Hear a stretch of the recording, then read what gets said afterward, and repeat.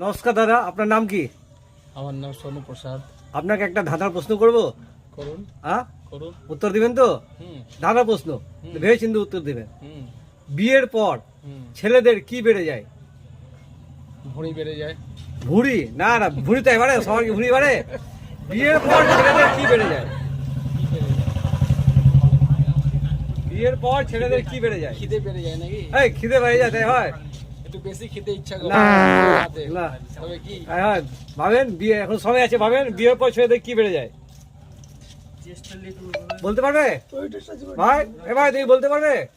যদি এই প্রশ্নের অ্যান্সার দেন তাহলে এই আচারের ছোট সামান্য বোতলটা আপনি পেয়ে যাবেন।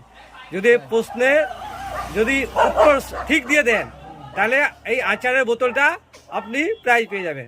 বলেন, বিয়ের পর ছেলেদের ভেবেছেন কি বেড়ে যায়? মনে পড়লো? দায়িত্ব হ্যাঁ, বেড়ে যায়, দায়িত্ব কি বেড়ে বললেন? দায়িত্ব?